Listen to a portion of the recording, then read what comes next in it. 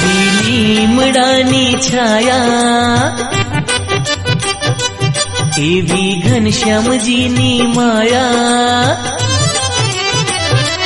જેવી લીમડાની છાયા એવી ઘનશ્યામજીની માયા, માયા રાખવી પડશે ભજનમાં આવવું પડશે।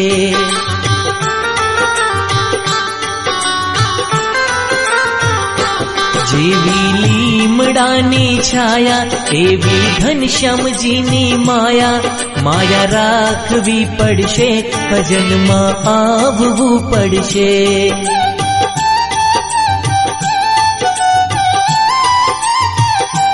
માયા રાખવી પડશે ભજનમાં આવવું પડશે।